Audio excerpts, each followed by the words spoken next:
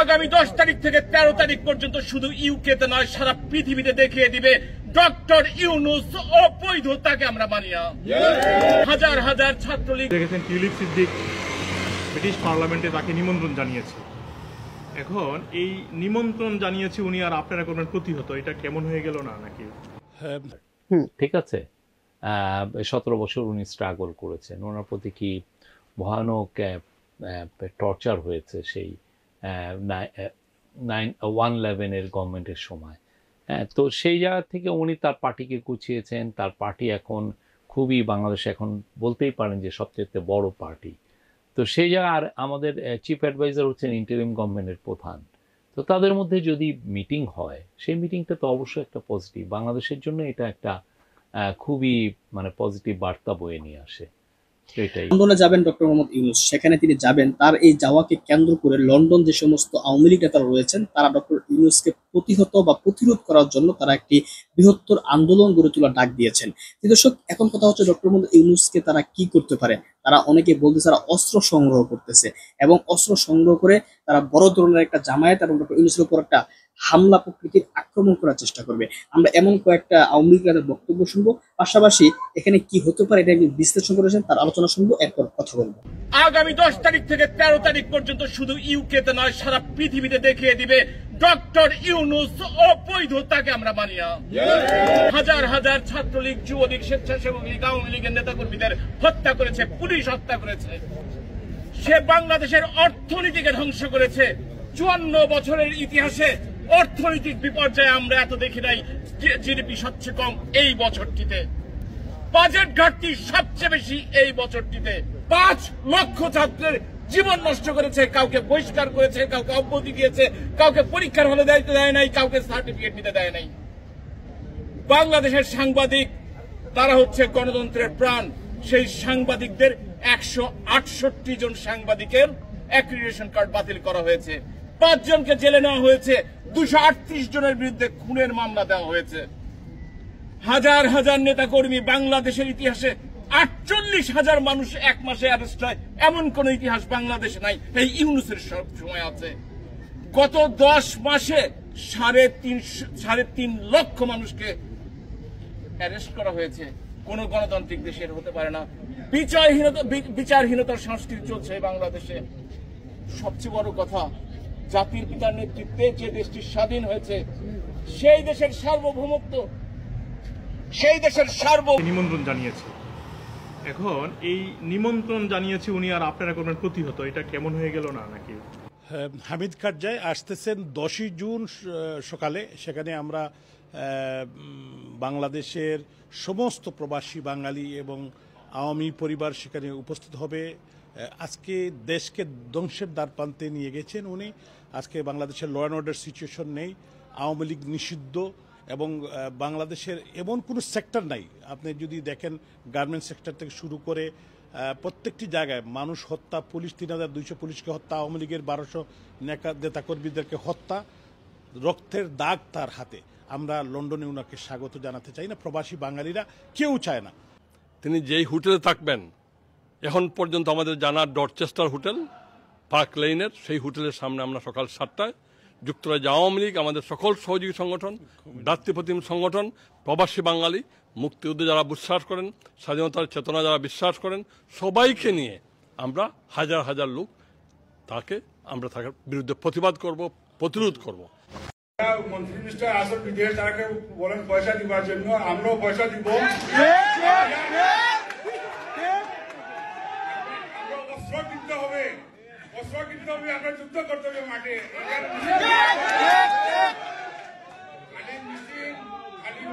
মিছিল করলেও চলবে না, আমরা অস্ত্র ধরতে হবে, আমরা মাঠে নামতে হবে। এই বলে আমার বক্তব্য শেষ করছি। ধন্যবাদ। আসসালামু আলাইকুম। থার্ডের আমন্ত্রণে 4 দিনের সফরে যুক্তরাজ্যে যাচ্ছেন বাংলাদেশের অন্তর্বর্তী সরকারের প্রধান উপদেষ্টা প্রফেসর মোহাম্মদ ইউনূস। 4 দিন ব্যাপী এই সফরে বাকিংহাম প্যালেসে রাজা তৃতীয় চার্লসের সঙ্গে দেখা করবেন তিনি। এই সময় রাজা চার্লসের হাত থেকে তৃতীয় কিং চার্লস হারমোনি অ্যাওয়ার্ড গ্রহণ করবেন প্রধান উপদেষ্টা।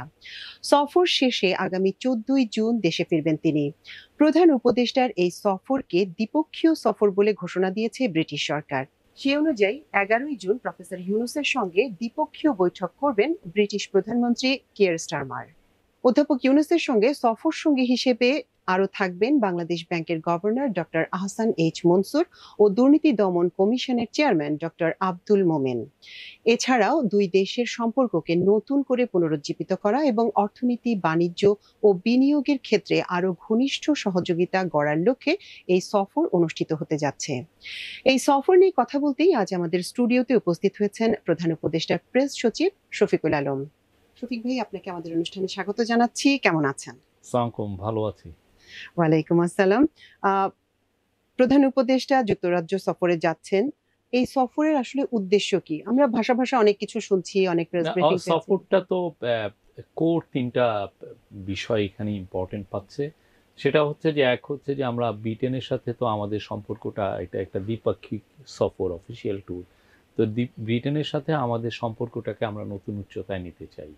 ওরা আপনি জানেন আগে তো যে রেজিমটা ছিল তারা তো ডেমোক্রেসি কিছুই মানতো না। তো ফলে বিদেশি বা ওয়েস্টার্ন পাওয়ারদের কাছে আগের রেজিমটা খুব টেইন্টেড ছিল, অনেকে রিলাক্টেন্ট থাকতো তাদের সাথে ভালো সম্পর্ক করার। তো আমরা চাচ্ছি যে ব্রিটেনের সাথে আমাদের যেহেতু অনেক পুরনো আমাদের একটা বন্ধু, এই বন্ধুত্ব জায়গাটা আরও বাড়াতে, আরও নতুন উচ্চতায় নিতে, এটা একটা দিক। দ্বিতীয়টা হচ্ছে যে প্রফেসর ইউনূস সেখানে কিং চার্লস তাকে the king Charles the third harmony award দিচ্ছেন। এটা খুবই প্রেস্টিজিয়াস একটা অ্যাওয়ার্ড। এটা ওনার জন্য যেরকম সম্মান, আমাদের পুরো জাতির জন্য এটা সম্মান।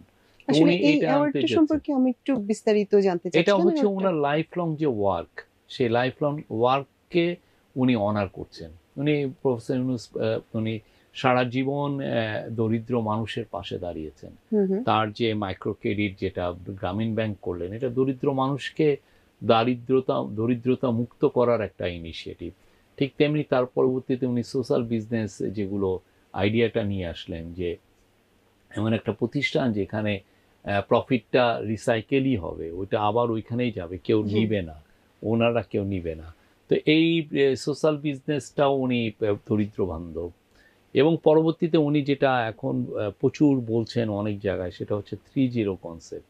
এই 3-0 জায়গায় আপনি দেখেন যে zero unemployment, zero net carbon emission and zero wealth concentration, এই তিনটা জায়গায় উনি বারবার বলছেন। উনি বলছেন যে আমরা যেই সিভিলাইজেশন গড়েছি সেটা একটা সেলফ ডিস্ট্রাকটিভ সিভিলাইজেশন, এটা আমাদের একটা ধ্বংসের দ্বারপ্রান্তে নিয়ে যাবে বা কিছুটা নিয়েছেও। তো এই জায়গাতে থেকে আমাদেরকে যদি সরিয়ে আনতে হয়, তাহলে আমাদের আনএমপ্লয়মেন্টটাকে জিরো করতে হবে, পভার্টি জিরো করতে হবে, নেট কার্বন ইমিশন যেটা আমরা কার্বন যেগুলো ইমিট করি সেটাও জিরো থাকতে হবে, এবং এদেরই সাথে যে মানুষের যে ওয়েলথ অ্যাকুমুলেশন, আপনি যে ওয়েলথটা করেন, হ্যাঁ, আপনি যেই ধন সম্পদ করেন, ওইটা যাতে জিরো হয়। এই তো এই যে কনসেপ্ট, এই যে কাজগুলো উনি করছেন, এই তার সারা জীবনের যে ডেডিকেশন, এই ডেডিকেশনটাকে অনার করার জন্যই কিং চার্লস তাকে এই অ্যাওয়ার্ডটা দিচ্ছেন, হারমোনি অ্যাওয়ার্ড। খুবই প্রেস্টিজিয়াস একটা অ্যাওয়ার্ড। আমরা শুনেছি যে কিয়ার স্টারমারের সঙ্গেও উনি বসবেন। ওই বৈঠকের আলোচ্যসূচি কিরকম হতে পারে? ব্রিটিশ অফিসিয়ালদের অনেকের সাথে মিটিং হচ্ছে। আর যেহেতু আপনি জানেন যে গত 4-5 দিন ছিল হলো আমাদের এখানে ঈদুল আজহার ছুটি, তো ফলে এই লাস্ট মোমেন্ট পর্যন্ত কি হ্যামার আউট হচ্ছে, কি কি নিয়ে কথাবার্তা হচ্ছে, এটা আমি বলতে পারবো না। বাট আমাদের সাথে তাদের সম্পর্কে যেই সমস্ত জায়গা আছে, যে সমস্ত জায়গায় আমরা তাদের সাথে সম্পর্ক সুদৃঢ় করতে পারি, সেই প্রত্যেকটা জায়গায় আলাপ হবে। আচ্ছা, আমরা বহুদিন থেকেই শুনছি, এটা সম্ভবত শেখ হাসিনার পতন হবার আগে থেকেই জানা যাচ্ছিল, লন্ডনে বাংলাদেশে যারা আছেন, এই গত সরকারের আমলেও যারা ক্ষমতাসীন ছিলেন, প্রচুর অর্থ পাচার হয়েছে, তাদের প্রচুর সম্পত্তি আছে। সাবেক প্রধানমন্ত্রীর আত্মীয় স্বজন থেকে শুরু করে তার ক্যাবিনেটের বহু মন্ত্রীরই অনেক সম্পত্তি আছে। এগুলো ফেরত আনার ব্যাপারে কি এবারের সফরে কোনো আলোচনা হবে? এই সফরের সাথেই, আমি বলবো না যে ট্রিপের সাথে, এই সফরের সাথেই আরো 2 জন সফর করছেন। সেটা হলো বাংলাদেশ ব্যাংকের গভর্নর আহসান হাবিব মনসুর, আর হচ্ছে অ্যান্টি করাপশন কমিশনের যে চেয়ারম্যান আব্দুল মোমেন করছেন। এবং ওনাদের ফোকাসটা থাকবে যে অ্যাসেট রিকভারি, আমাদের দেশের থেকে শেখ হাসিনার আমলে একটা যে হোয়াইট পেপার করা হয়েছিল ডক্টর দেবপ্রিয়র নেতৃত্বে, ওনারা বলছেন যে দেশের থেকে $234 বিলিয়ন মতো পাচার হয়ে গেছে। তার মধ্যে $20 বিলিয়ন শুধু ব্যাংকিং সিস্টেম থেকেই নিয়ে নেওয়া হয়েছে। তো এই টাকাটা কিভাবে, এই টাকাটা পুরো পৃথিবীর অনেকটা জায়গায় গিয়েছে। হ্যাঁ, আপনি এই টাকা ইউকেতে গিয়েছে, সুইজারল্যান্ডে গিয়েছে, বা কানাডায় কানাডায় গিয়েছে, গিয়েছে, দুবাইয়ে কিছু সিঙ্গাপুর, গিয়েছে। মালয়েশিয়া, দুবাই, ইউএসএ, অনেক জায়গায় আমরা তো আমাদের একটা এফার্ট হচ্ছে যে এই যে সমস্ত জায়গায় গিয়েছে তাদের কর্তৃপক্ষের সাথে কথাবার্তা বলে এই টাকার ট্রেল ধরে টাকাটা কোথায় গিয়েছে, কিভাবে আনা যায়, সেই কথাগুলো তাদের সাথে কোঅপারেশনটা করা, এবং সেই কোঅপারেশনটা আমরা ইউকের সাথে খুব ভালোভাবে করছি। সেটার আচ্ছা। কিছু রেজাল্ট আপনারা গার্ডিয়ান পত্রিকা বা অন্যান্য কিছু হ্যাঁ, পত্রিকা আপনারা দেখেছেন। তো আমরা এটা নিয়ে বেশি কথা বলবো না, বিকজ এটা তো আন্ডার ইনভেস্টিগেশন, অনেক কথায় অনেক, আর লিগালি অনেক ইস্যু আছে। বাট আমাদের ফোকাসটা এখানে থাকবে ওনাদের যে দুইজনের যে এই ইউকেতে ভিজিটটার, ওনাদের দুইজনের মিটিংগুলোর পুরো ফোকাসটা এটাকে ঘিরে হবে, যে এই টাকাটা চলে গেছে, সেই টাকাটা যদি ওইখানে ইউকেতে যে থাকে তো সেই টাকাটা কিভাবে ফিরিয়ে আনা যায়। আরেকটা জিনিস নিয়ে গতকালকে থেকে আমাদের সংবাদ মাধ্যমে ব্যাপক আলোচনা হচ্ছে, টিউলিপ প্রসঙ্গ। টিউলিপ একটা চিঠি দিয়েছেন ডক্টর ইউনূসকে, সেটা গার্ডিয়ানে প্রকাশিত হয়েছে, এবং পরে আমি দেখলাম টিউলিপ তার নিজের যে এক্স হ্যান্ডেল সেখানেও একটা স্ট্যাটাস দিয়েছেন, যেখানে প্রধান উপদেষ্টাকে পার্লামেন্টে গিয়ে তার সঙ্গে সাক্ষাতের কথা বলা হয়েছে। এই বিষয়টাকে আসলে কিভাবে দেখছেন? কালকেও আপনি এটা নিয়ে কথা বলেছেন, কিন্তু পরে রাতে, বেশ রাতে টিউলিপের এক্স হ্যান্ডেলের যে স্ট্যাটাস সেটা দেখলাম। সব মিলিয়ে আসলে সরকারের দিক থেকে এই ব্যাপারে প্রতিক্রিয়া কি? আমরা এই ব্যাপারে আসলে, আমরা যেহেতু চিঠিটা পাইনি, যেহেতু চিঠিটা আপনি নিউজ পেপারে তো অনেক কিছুই আসতে পারে, কিন্তু এটা তো আমার অফিসিয়াল চ্যানেলে চিঠিটা আগে পাবো, পেলে আমরা এটা বিষয়ে কমেন্ট করব। এর বাইরে আমরা কমেন্ট করতে চাই না। উনি ওইখানে মেম্বার অফ পার্লামেন্ট, সেই জন্য আমরা এই বিষয়টা, আমাদের কথা হচ্ছে যে আগে চিঠিটা পাই, দেখি ওইটা সারবস্তু কি, then obviously will talk about it. তাহলে মানে উনি প্রপার চ্যানেলে চিঠিটা দেননি। টিউলিপ যেটা উনি করেছেন, হয়তো সংবাদ মাধ্যমে প্রচারের জন্য দিয়েছেন, এক্স হ্যান্ডেলে প্রচারের জন্য দিয়েছেন। তার মানে একটা আলোচনায় উনি আসতে চাচ্ছেন, কিন্তু যথাযথ চ্যানেলের মাধ্যমে না। তাহলে এটা কি ধরে নেওয়া যায় যে তার আসলে বসার ইচ্ছা নেই, আলোচনার ইচ্ছা নেই, একটা প্রধান উপদেষ্টার লন্ডন সফর উপলক্ষে এক ধরনের হাইপ তোলা হলো?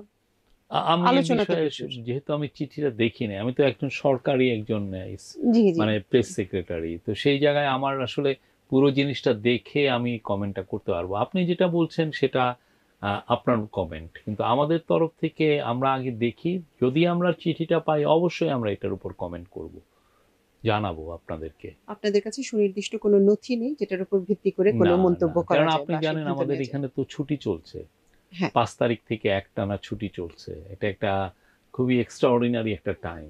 অন্যান্য সময় তো ঈদের ছুটি চলে 3 দিন, তো সেখানে আপনার অলরেডি 5 দিন আজকে হয়ে গেছে।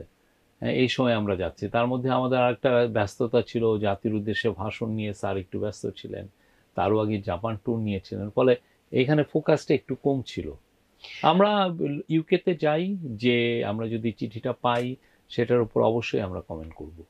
ইউকেতে তো আরেকজনও থাকেন, বিএনপির ভারপ্রাপ্ত চেয়ারম্যান যিনি তারেক রহমান থাকেন, এবং আমরা কিছুক্ষণ আগে নিশ্চিত হয়েছি যে প্রধান উপদেষ্টার সঙ্গে তার একটি সৌজন্য সাক্ষাৎ হবে। তো এই ব্যাপারে আপনাদের অবস্থানটা আসলে কি? যেহেতু সাক্ষাৎ হচ্ছে, কি ধরনের বিষয় নিয়ে আপনারা আলোচনা করবেন, বা বিএনপির সঙ্গে আপনারা সরকারের থেকে বিষয়টাকে কিভাবে দেখেন জানি না, কিন্তু আমরা বাইরে থেকে যেভাবে দেখছি একটা টানাপোড়েন আছে, একটা দূরত্ব নির্বাচনের সময় নিয়ে। তো তারেক রহমানের সাথে বৈঠকটাকে আপনারা কিভাবে নিচ্ছেন? না, তারা যে আমরা এটাকে একটা পজিটিভ ভাবে দেখছি। হ্যাঁ, এখনো ডিটেলসটা কিন্তু ডিসাইড হয় না, এবং আমার মনে হয় যে এটা তাদের আসলে পার্টির যে ডিসিশন মেকিং বডিতে এগুলো আলাপ হবে। বাট আমরা অবশ্যই এটাকে পজিটিভ দেখছি। উনি দেখেন, উনি বাংলাদেশের লার্জেস্ট পলিটিক্যাল পার্টির উনি লিডার, ঠিক আছে? 17 বছর উনি স্ট্রাগল করেছেন, ওনার প্রতি কি ভয়ানক টর্চার হয়েছে সেই 9/11 গভর্নমেন্টের সময়। তো সেই জায়গা থেকে উনি তার পার্টিকে গুছিয়েছেন, তার পার্টি এখন খুবই, বাংলাদেশে এখন বলতেই পারেন যে সবচেয়ে বড় পার্টি। তো সেই জায়গায়, আর আমাদের চিফ অ্যাডভাইজার হচ্ছেন ইন্টারিম গভর্নমেন্টের প্রধান, তো তাদের মধ্যে যদি মিটিং হয়, সেই মিটিংটা তো অবশ্যই একটা পজিটিভ, বাংলাদেশের জন্য এটা একটা খুবই মানে পজিটিভ বার্তা বয়ে নিয়ে আসে। এটাই। আর যে বিএনপি আমাদের তো একজন অংশীজন, আমরা যারা জুলাই আন্দোলনে ছিলাম, জুলাই অগাস্টে এলাম, বিএনপি তো প্লেড এ বিগ রোল, অনেকে দিয়েছেন। তো বিএনপি এই যে গভর্নমেন্টকে যারা সাপোর্ট দিচ্ছেন, BNP one of the top supporters. তো আমরা মনে করি যে এই মিটিংটা মানে যে এটা যদি মিটিংটা যদি হয়, এটা it's a very good signal. তার মানে মিটিং এর ব্যাপারে সিদ্ধান্ত হয়েছে, কিন্তু এই সময় বা আর কিছুর ব্যাপারে এখনো আমরা তো বললাম তো, এই যে আমাদের এই মেন সমস্যাটা যেটা হয়েছে, এই যে ছুটির ফাঁদে আমরা পড়ে যাচ্ছি, যে এইটা মানে আমি ওইখানে যে সকালে যে আগামী সকালে যদি আমাকে ফোন দেন, আমি আপনাকে কনফার্ম ডিটেলসটা জানতে পারবো। তবে আমরা শুনেছি ওরা পজিটিভ, আমরাও তো পজিটিভ। দেখা যাক মিটিংটা এখন কখন হয়। আচ্ছা, কথা হওয়ার সুযোগ আছে, সম্ভাবনা আছে। আমরা জানি যে ওনারা এই কথাগুলো আগে মানে এটার ফাইনাল ডিসিশনের আগে বোধহয় ওনাদের পার্টির হাইয়েস্ট ডিসিশন মেকিং বডিতে কথা বলবেন, এই টাইপের কথা আমরা শুনছি। আচ্ছা, আরেকটা বিষয়, প্রধান উপদেষ্টা ঈদের আগের দিন যে ভাষণটি দিলেন, সেখানে তিনি বলেছেন এপ্রিলের প্রথমার্ধে নির্বাচনের বিষয়। এই ব্যাপারে কি আমাদের দেশের বাকি যে অংশগুলি, সেই প্রস্তুতিগুলি আছে, নির্বাচন কমিশন বা বাদ বাকি সরকারের দিক থেকে যে প্রস্তুতি থাকার কথা, সেইগুলি কি সম্পূর্ণ? সবগুলো সম্পন্ন করেই উনি মনে করছেন যে এপ্রিল, উনি অ্যানাউন্সমেন্ট দিয়েছেন যে এপ্রিল ইলেকশনটা হবে। এটার কারণ হচ্ছে আমাদের যদি দেখেন আমাদের ব্রডার ম্যান্ডেটটা কি, আমাদের ব্রডার ম্যান্ডেট হচ্ছে রিফর্ম, ট্রায়াল এবং ইলেকশন। তো এই তিনটা ব্রডার ম্যান্ডেটের যে কাজগুলো আছে, অনেকগুলো কাজই তো এখনো বাকি। চিফ অ্যাডভাইজার মনে করছেন এবং কাউন্সিল অফ অ্যাডভাইজার্স মনে করছেন যে এই কাজগুলো আমরা একদম শেষ করতে পারবো বাই মার্চের মধ্যে, এবং এপ্রিলে প্রথমার্ধে ইলেকশন হবে। আপনাদের এটার টার্গেট কি? নির্বাচনের টার্গেটটা যেমন বোঝাই যায় এপ্রিলের প্রথমার্ধে, কিন্তু সংস্কার বা বিচারের সংস্কার তো চলমান আমরা প্রক্রিয়া। কিন্তু এই ইয়েতে অলরেডি জানিয়েছি যে 1058টা সংস্কারের মধ্যে বেশ কিছু কিন্তু আমরা ইমপ্লিমেন্ট করে ফেলেছি। মানুষের চোখে এটা পড়ছে না, বাট এই সংস্কারগুলো হচ্ছে। আমরা ইলিগাল কিছু আমরা এই পুরো 4400 ওয়ার্ডের আমরা একটা স্পিচ দিয়েছি, বেশ বড়। সেই স্পিচে কিন্তু আপনি দেখবেন যে সংস্কার কোথায় কোথায় হয়েছে, পুরো ব্রডার একটা আউটলাইন দেওয়া হয়েছে। আরও তো অনেক সংস্কার বাকি, আমরা অনেক ধরনের জায়গায়, এটা শুধু যে পলিটিক্যাল সংস্কার তা না, ইকোনমিক সংস্কার আছে, ট্রেড এর বিষয়ে সংস্কার আছে। এই সমস্ত সংস্কার নিয়ে এই গভর্নমেন্টটা গুছিয়ে ফেলতে পারবে, ফেব্রুয়ারি মার্চের মধ্যে কাজ গুছিয়ে ফেলতে পারবে, এবং সেই অনুযায়ী টাইমটা ফিক্স হয়েছে যে এপ্রিলের প্রথমার্ধে এটা হবে। বিএনপি তো আপনার প্রধান উপদেষ্টার ভাষণের পর থেকেই তারা জানিয়ে আসছে এপ্রিলের ব্যাপারে তাদের মনোযোগ নয়। তারা তাদের নিজেদের যুক্তিও তুলে ধরেছে কি কি কারণে তারা এপ্রিলে নির্বাচন চায় না। এক ধরনের দূরত্ব আছে সরকারের মতামতের সঙ্গে বিএনপির মতামতের। দূরত্ব, ওনারা ওনাদের কথা বলছেন, আর আমরা আমাদের কথাটা তো বলছি। ওনারা যে কথাগুলো বলছেন, যে ওয়েদারের কথা, হিটের কথা, কালবৈশাখীর কথা, রোজার মধ্যে ক্যাম্পেনিং এর কথা, তা আমরা এগুলো প্রত্যেকটা জিনিস কিন্তু আগেই চিন্তা ভাবনা করেছি। যেমন ধরেন ওনারা বলছেন যে হিট ওয়েভ হয়, ওই সময় প্রচুর গরম পড়ে। আমরা দেখেছি যে গরমটা কখন পড়ে, আমরা ওয়েদার অফিসিয়ালদের সাথে কথা বলেছি, তারা বলেছে যে এপ্রিলের প্রথম দিকে গরমটা কম পড়ে। এপ্রিলের গরমটা হয় যে মানে বৈশাখ মাসটা শুরু হওয়ার পরে, মানে তারা বলছে প্রথম 10 দিন একদমই এটা it's like any other day, এবং ইটস গুড, ওইখানে ঝড় বৃষ্টিও কম হয়। কিন্তু পরের 20 দিন আপনি যদি আপনার নিজেরাও ওয়েদার অফিসিয়ালদের ফোন করে জানতে পারবেন, ওই পরের 20 দিনে তাপমাত্রাটা বাড়তে থাকে এবং গ্র্যাজুয়ালি বাড়ে। প্রথম সপ্তাহের যে তাপমাত্রা, এভারেজ তাপমাত্রা থেকে দ্বিতীয় সপ্তাহের তাপমাত্রা বেশি থাকে, দ্বিতীয় সপ্তাহ থেকে তৃতীয় সপ্তাহে বেশি থাকে, তৃতীয় সপ্তাহ থেকে চতুর্থ সপ্তাহ বেশি থাকে। তো ফলে ওনারা বলছেন যে প্রথম হাফে যে আমরা নির্বাচনের যে টাইম দিচ্ছি, এটা তেমন একটা সমস্যা করবে না। আর একটা থাকে যে কালবৈশাখী। কালবৈশাখী সারা ওরা বলছে যে অন অ্যান এভারেজ, মানে এই যে 50 তাদের 100 বছরের ডেটা আছে, তারা দেখছে যে বৈশাখ পুরো এপ্রিল মাসে কালবৈশাখী হয় 9 দিন। এই 9 দিনের বেশিরভাগই হয় হচ্ছে এগেন সেকেন্ড হাফে বেশি। আচ্ছা। আর এই কালবৈশাখীটা কিন্তু পুরো ন্যাশন ওয়াইড হয় না, এটা একটা লোকালাইজ। হ্যাঁ। ঠিক আছে, ফলে এইটা যে খুব বেশি ডিসরাপশন করবে তা না। আবার আমরা তো প্রথম দিকে নির্বাচনটা করছি। আর একটা ওনারা কথা বলেছেন যে রোজার সময়, আপনি রোজাটা কখন হবে? রোজাটা এবার শুরু হবে ফেব্রুয়ারি 16-17 তারিখে। ফেব্রুয়ারি 16-17 তারিখে আপনি তাপমাত্রা দেখেন, তখন তো বেশ ঠান্ডাই থাকে, বেশ ঠান্ডা থাকে। আর একটা হচ্ছে দিনটাও ছোট। হ্যাঁ। আপনি যে দিনটা অনেক বড়, রোজা যে রাখার কষ্ট, কেউ রোজা রেখে কেউ কষ্ট করতে পারে না। আমার তো মনে হয় যে ওই সময় আরো ক্যাম্পেনিংটা ইজি হবে। যারা প্রসপেক্টিভ ক্যান্ডিডেট তারা ইফতার পার্টি আয়োজন করবেন, তাদের ক্যাম্পেনিংটা আরো বেটার, কারণ ওয়েদারটা মাইল্ড, ওই সময় তারা ক্যাম্পেনিং খুব ভালো মতো করতে পারবেন। কোনো কোনো ক্ষেত্রে দেখবেন যে গ্রামে অঞ্চলেও সেহরি পার্টিও হচ্ছে। কিন্তু তারা আরেকটা বিষয় আছে, ওই সময়টাই এপ্রিলের দিকে আমাদের এসএসসি পরীক্ষাটা হয়। এটা আমরা তো এসএসসি পরীক্ষা তো মানে চেঞ্জ করা যায়, ঠিক না? ইলেকশনের পরের দিনে আমরা এসএসসি পরীক্ষা শুরু হয়ে গেল 2-3 দিন পরে, তেমন কিছু না। সেক্ষেত্রে আপনারা এপ্রিলের ব্যাপারে অ্যাডামেন্ট না, এপ্রিলের ব্যাপারটা এটা তো এমন না যে হঠাৎ করে হুইমজিক্যালি এই ডিসিশন তো এসে নেই। এটা নিয়ে অনেক ভাবনা চিন্তা করা হয়েছে, সবার সাথে কথা বলা হয়েছে, তারপরে এই জায়গাটা দিয়েছেন। এবং আমরা কি করণীয়, আমাদের যে এই যে মেন 3টা যে ম্যান্ডেট, যে নির্বাচন, ট্রায়াল এবং সংস্কার, এইটাও কেউ যে আমরা কতটুকু অ্যাচিভ করতে পারবো সেগুলো সব চিন্তা করেই এই ডেটটা দেওয়া হয়েছে। বিএনপি আপনার মনে হয় যে সমঝোতায় আসবে বা ওই জায়গাটায় ছাড় দেবে? তারা তো জানুয়ারি ফেব্রুয়ারির পরে যেতে চাচ্ছে না। ওদের বিষয়ে আমার মনে হয় যে এটা ব্রডার আমাদের সোসাইটিতে আমরা দেখছি, আমরা যেগুলো এভিডেন্স পাচ্ছি যে সবার একটা সাপোর্ট আছে, খুব বড় রকমের সাপোর্ট আছে। এটা বিএনপি শীর্ষ পর্যায় থেকেও তো এর বিরুদ্ধে বলা হয়েছে, এমনও বলা হয়েছে যে প্রধান উপদেষ্টা সম্ভবত নির্বাচন দিতে চাচ্ছেন না বা গড়িমসি করছেন। এখন এই কথাগুলো আমরা অনেক আগেও শুনেছি যে প্রধান উপদেষ্টা নির্বাচন দিতে পারছেন না বলে উনি ডিসেম্বর থেকে জুনের মধ্যে বারবার একই কথা বলছেন। এখন তো উনি সুনির্দিষ্ট ডেট দিলেন, এবং এখন যে ভোটের ডেট এটা উনিও দিবেন না, এটা দিবে হচ্ছে নির্বাচন কমিশন। এরপরেও যদি কেউ আনসার্টেনটির কথা বলে তাহলে তো বলবো যে উনি মিথ্যা কথা বলছেন। তার মানে হচ্ছে আপনারা মোটামুটি নিশ্চিন্ত যে বিএনপিও এই এপ্রিলের নির্বাচন মেনে নেবে? আমরা আশা করি বাংলাদেশের সমস্ত পলিটিক্যাল পার্টিগুলো মেনে নিবে। হ্যাঁ, এটা যেটা হবে যে বাংলাদেশে মানে সবাই অনেক এনাফ টাইম পাবেন, সবার হাতে প্রায় 10 মাস আছে। এখন সবাই ভালো মতো তাদের এলাকায় যাবেন, কাজগুলো করবেন, ভোটারদের সাথে তাদের ইন্টারাকশন বাড়াবেন। এই কাজগুলো তো হঠাৎ করে হয় না। আমাদের গত 16 বছর ধরে তো এফেক্টিভলি সেরকমই নির্বাচন হয় নাই, সব গাঁজাখুরি মানে রিগড ইলেকশন হয়েছে। তো সেই জায়গায় রিয়াল ইলেকশন, ভোটাররা যাতে টার্ন আউট করে, ভোটাররা আসে যাতে কেন্দ্রে, সেগুলোকে আপনার উদ্বুদ্ধ করতে এবং ইলেকশনটা যাতে ফ্রি ফেয়ার হতে হয়, অনেকগুলো কাজ বাকি। এখন সবাই ওইটাকে ফোকাস করা উচিত। প্লাস সামনে আপনার 2-3টা মাস যাবে বর্ষায় অনেক ক্ষেত্রে কাজও করা যায় না। তো আমার মনে হয় যে এটা ফ্যান্টাস্টিক একটা টাইম দেওয়া হয়েছে, অনেক সময় পাবেন, সবাই মিলে আমরা এই নির্বাচনটাকে সত্যিকার অর্থে বাংলাদেশের বেস্ট ইলেকশন করতে পারবো।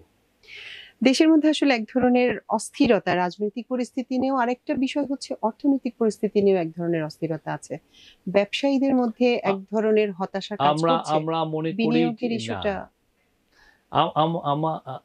আপনি বলেন, আমি উত্তরগুলো দেই। আর কি বিনিয়োগের ক্ষেত্রে ব্যবসায়ীদের দিক থেকে আমরা যেটা প্রায় শুনতে পাচ্ছি যে যতটা বিনিয়োগ বাইরে থেকে আসা উচিত, যেইভাবে আমাদের এখানে প্রচার চালানো হচ্ছে, বিনিয়োগটা ঠিক সেভাবে আসছে না। বিনিয়োগ আসার গতিটা খুব স্লথ। আমরা বিনিয়োগের যে 2টা কোয়ার্টারে, যেমন ধরেন বিনিয়োগের জুলাই টু সেপ্টেম্বর যে কোয়ার্টার ছিল গত বছর, সেটা আমাদের সময়টা কিছু পড়েছে, আর ওই সময় তো একটা গণজাগরণ হয়েছে, ফলে ওই সময়টা আমরা ধরছি না। পরে যে 2 কোয়ার্টারে যে বিনিয়োগটা এসছে এটা যথেষ্ট ভালো, পুরো শেখ হাসিনার আমলে যেরকম হতো তার চেয়ে বরং কিছু কিছু ক্ষেত্রে বেটার। আর একটা হচ্ছে যে বিজনেসের পরিস্থিতি যে ভালো না, এটা আপনি কিভাবে বলবেন? আমরা যে এই যে ফরেন এম্বাসিগুলো, ওয়েস্টার্ন এম্বাসি, সবাই আমাদেরকে থ্যাঙ্কস জানাচ্ছে যেভাবে আমরা ইকোনমির ম্যাক্রো ইকোনমিক স্ট্যাবিলিটি এনশিওর করেছি। আপনার ব্যাংকিং সিস্টেমটা ধ্বংস ছিল, আপনার ব্যাংকিং সিস্টেম আমরা ঠিক করেছি। আমরা যখন ক্ষমতা মানে দায়িত্বে আসি, তখন ব্যাংকের থেকে আপনি ডলার উঠাতে পারতেন না। ব্যাংক হ্যাঁ। আপনাকে আপনি ডলার ডলার ছিল না উঠাতে তাদের হলে কাছে। আপনি বিদেশ থেকে আনবেন। এখন কোনো বিজনেসম্যান বলেন যে ডলারের সমস্যা হচ্ছে, ডলার পাচ্ছি না। তারপর হচ্ছে যে বিশাল আপনি বড় বড় বিদেশি কোম্পানিগুলোর কাছ থেকে আপনি এলএনজি কিনেছেন, ফার্টিলাইজার কিনেছেন, আপনি কিনেছেন, কিন্তু আপনি ওদের টাকাটা দিতে পারেন নাই। আমরা তো সব টাকা দিয়ে দিয়েছি। হ্যাঁ, দেওয়ার ফলে যেটা হয়েছে যে আমরা ইন্টারন্যাশনালি বেটার প্রাইস পাচ্ছি। আগে কি হতো আপনাকে বলি, আপনি এলএনজি কিনলেন এই একটা কোম্পানির থেকে, ঠিক আছে, সে যখন দেখতো যে বাংলাদেশ টাকা দিতে গড়িমসি করবে বা দেরি হবে, সে আপনাকে ঠিকই বিক্রি করতো, কিন্তু আপনি যদি এটা ইন্টারন্যাশনাল মার্কেটে $100 দাম হয়, আপনার কিনতে হতো $120। দামটা তো সে বাড়িয়ে একটা দিত। দাম বাড়িয়ে দিত, যে তোমাকে কেউ বিক্রি করবে না, আমি বিক্রি করছি বলে দাম বাড়াতো। এখন আমরা সবার পেয়ে, এবং এর ফলে যেটা হচ্ছে আমরা কম্পিটিটিভ প্রাইসে, বেটার প্রাইসে আমরা ইন্টারন্যাশনাল, আমরা যে কাতারে গেলাম, ওরা আমাদেরকে বলেই দিয়েছে যে তোমাদেরকে এখন এটা আমরা যারা বিক্রি করব, আমরা তোমাদেরকে কম দামে দিব। কারণ আচ্ছা। আমরা ওদের যা ঋণ ছিল হাসিনার আমলে যেগুলো করা, সব আমরা পে করে দিচ্ছি। আপনার মনে আছে আদানি আমাদেরকে চিঠি দিয়েছে, হ্যাঁ, হ্যাঁ। এখন আদানি শুনেন চিঠি দেওয়ার কথা? না, এবং বিদ্যুৎ সরবরাহ নিয়েও কোনো সমস্যা কোনো নেই। সমস্যা নাই। আপনি ইউএস এর যে শেভরন, খুবই ভাইটাল, সে বাংলাদেশের যে গ্যাসের যে সাপ্লাই হয় তার 50% শেভরনের থেকে আসে। এখন আপনি শেভরনকে আপনি টাকা দেন নাই, শেভরন তো গড়িমসি করছে বা করবে, যদি করে নাই, আমাদের সাথে তাদের সম্পর্ক ভালো, কিন্তু তার আপনি $200-300 মিলিয়ন আটকে রেখেছেন, তার টাকা দিচ্ছেন না। আমরা এসে পুরোটা টাকা একবারে দিয়েছি, এবং এর ফলে যেটা হচ্ছে সে বলতেছে আমি এখন ইনভেস্ট করব। সে গত 5-6 বছর ধরে কোনো ইনভেস্টমেন্টই করে নেই। রেগুলার যে কাজগুলো সেই কাজগুলো করেছে, যে কূপ খনন করায় যে ইনভেস্টমেন্ট, সেগুলো কোনো দেয়নি। আর অন্যান্য যদি আপনি এক্সপোর্ট ধরেন, আপনি 10 মাসে এক্সপোর্টের গ্রোথ 10%-এর উপরে, খুবই ভালো গ্রোথ কিন্তু আপনি। তারপরেও এবং সবচেয়ে যেটা ইম্পর্টেন্ট সেটা হচ্ছে যে আপনার ইনফ্লেশনটা আমরা কমাচ্ছি, ইনফ্লেশনটা গ্র্যাজুয়ালি কমছে। হ্যাঁ, one এমন digit-এ আপনি নেমে যে আসছে। স্পেকটাকুলার যে নিয়েটা, আমরা আশা করি যে এই মাসের যে ইনফ্লেশন, যেটা জুন মাসের ইনফ্লেশন, এটা 8-এর মধ্যে ঘরে এসে পড়বে। এবং আপনার সবচেয়ে যেটা, যে আইএমএফ এর সাথে বা ইয়ের সাথে আমরা কিন্তু একটা নেগোসিয়েশন করেছি, আমাদের এখন রিজার্ভের অবস্থা বাড়ছে, রিজার্ভের অবস্থা এমন একটা জায়গায় গিয়েছে যে আমরা টাকা ফ্লোট করেছি বছরের পর বছর। আপনি টাকাটা মার্কেটের উপরে, মানে আপনার ডলারের রেটটা কত হবে টাকার এগেনস্টে, এটা নির্ধারিত হয় না, ফিক্স করে দেওয়া হতো আগে। আগে ফিক্স। এখন টাকাটা ফ্লোট করে, এবং এটা বোঝায় যে আমার সক্ষমতাটার লেভেলটা কোথায় গেছে। যারা সক্ষম না তারা টাকা, তাদের কারেন্সি ফ্লোট করেন না। করলে হয় কি, যেটা হয় যে আপনার এই যে যারা যদি আগে করা হতো, এবং আমাদেরকে বিদেশি যারা বড় বড় ওয়েস্টার্ন এম্বাসি যারা এগুলো বুঝেন, তারা বলেছেন যে তারা ভয় করছিলেন যে টাকা যদি ফ্লোট করে টাকার দাম $250 না হয়। আচ্ছা, এখন সেটা দেখেন তো টাকার হয়নি। দাম 122-123 হ্যাঁ। আছে। এই যে অ্যাচিভমেন্ট, এটা আনবিলিভেবল আছেন। কোনো ইনভেস্টর বলতে পারছে না যে ইম্পোর্ট করে, কেউ বলছে যে ডলার নাই আমি ইম্পোর্ট করতে পারছি না, কারো নেই। ওই কিন্তু অভিযোগটা শোনা যায় না। অনেস্টলি বললাম, বিজনেসম্যানরা মানে সত্য কথা বলছেন না, তাদের মধ্যে সত্য বলার ভয়ানক রকমের ঘাটতি আছে। এবং এই ঘাটতিটা সত্যিকার অর্থে আমরা তো ভালোভাবে নোটিশও করছি যে তারা কিভাবে, দেখেন এই যে চিটাং পোর্টকে আমরা বিদেশি হ্যাঁ, কোম্পানি, handling বড় দেয়া। ম্যানেজমেন্ট, এতে লাভবানটা কি হবে? এটা নিয়ে তো প্রবল বিরোধিতা না, আছে। এটা লাভবানটা কি হবে? দেশ হবে।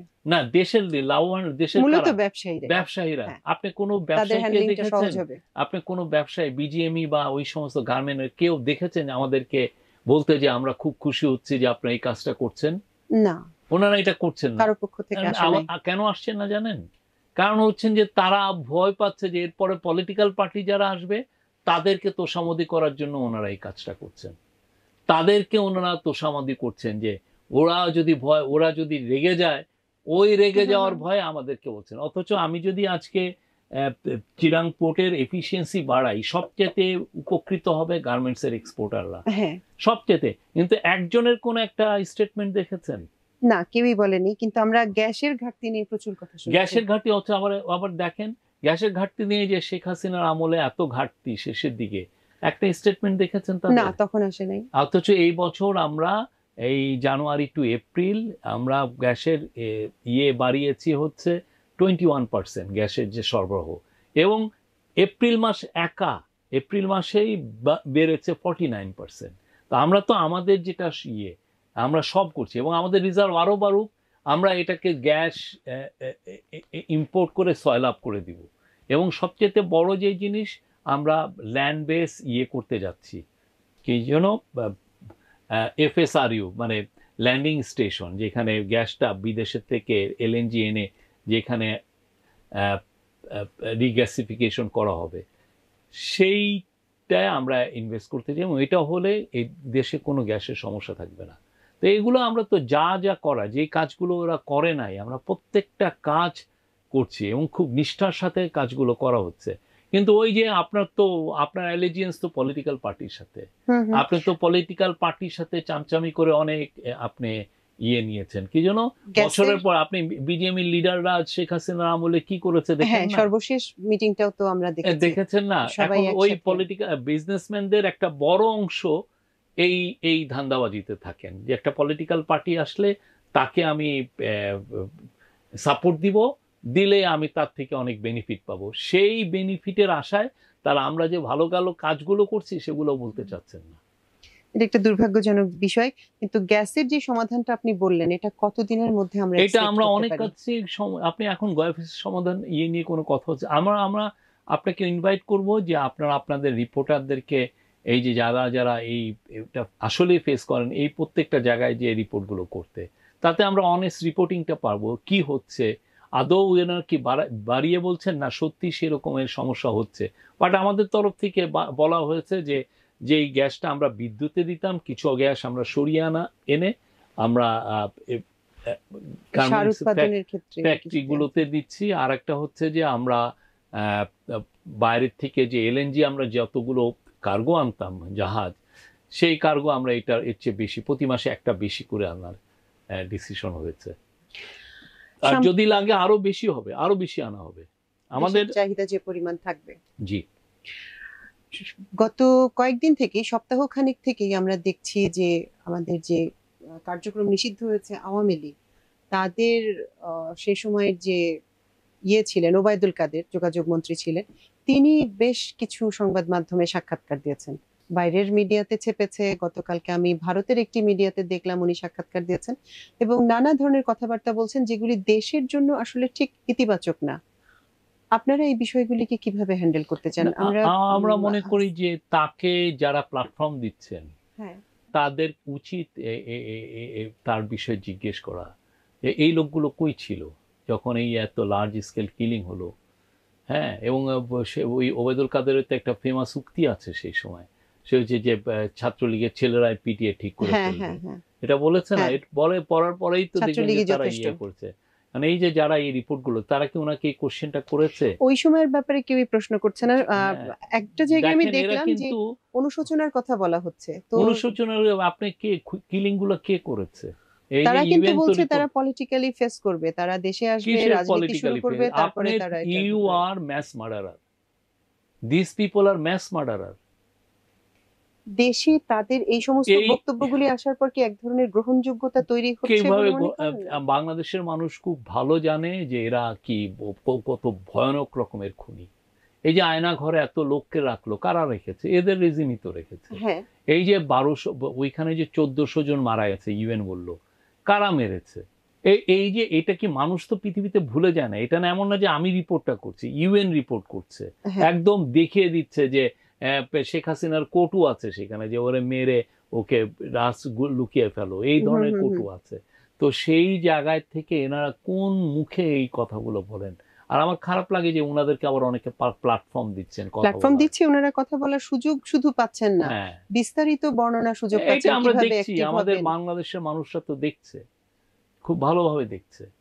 আপনি আশাবাদী যে এই সমস্ত তৎপরতা, কার্যক্রম, তাদের কথাবার্তা, আমরা মনে করি ওনার বিরুদ্ধে ইনভেস্টিগেশন চলছে, তার ওবায়দুল কাদেরের বিরুদ্ধে, এবং এবং ওই রেজিমটা ছিল ভয়ঙ্কর রকমের একটা খুনি রেজিম, করাপ্ট রেজিম, এবং অসংখ্য হিউম্যান রাইটসের অ্যাবিউজ তার হাত দিয়ে হয়েছে। বাংলাদেশে গুম খুনের পুরো বলতে পারেন যে জনক জননী তারা ছিলেন। হুম। তো তাদেরকে যারা প্ল্যাটফর্ম দিচ্ছেন, আমরা মনে করি যে তারা চিন্তা করা উচিত তারা কি করছেন। শফিক ভাই, আপনাকে অসংখ্য ধন্যবাদ। হ্যাঁ। আপনি প্রচন্ড ব্যস্ত সময়ের মধ্যে আজ রাতে আপনার ফ্লাইট আমাদেরকে সময় দিলেন, অসংখ্য ধন্যবাদ। এবং আপনার কাছ থেকে অনেক দর্শক আলোচনা শুনেছেন, শুনে বুঝতে পেরেছেন যে আসলে আওয়ামী লীগ এটা করতে পারে। ডক্টর মোহাম্মদ ইউনূসের যদি একটা কোনো কিছু করতে পারে তাহলেই তো তারা দেশে ফিরতে পারবে, তারা মনে করে। আর এই জন্য হয়তো ডক্টর ইউনূসকে তারা এই কাজগুলো করতে পারবে। পাশাপাশি ডক্টর ইউনূসকে হত্যার পরিকল্পনা তারা করেছে এমনও কিন্তু আমরা শুনতে পেরেছি। তো লন্ডনে তারা একটা বিশৃঙ্খল করবে, এই জন্য আগে থেকে হয়তোবা আমি মনে করি অনেক জোরালো একটা নিরাপত্তা সেখানে প্রয়োজন লন্ডন সরকারের। আশা করি তারা সেটা করবে। আওয়ামী লীগ সবচেয়ে ভালো হবে তারা যেন কোনো রাজপথেই নামতে না পারে। যে রাজপথে নামে হয়তো বা গাড়ি আটকে দিতে পারে, তারা পচা রিম নিক্ষেপ করতে পারে, এমন অনেক কিছু তারা করতে পারে বলে আমার ধারণা। এই জন্য বাড়তি একটা নিরাপত্তা অবশ্যই প্রয়োজন আছে, আর সেটা অবশ্যই করা দরকার।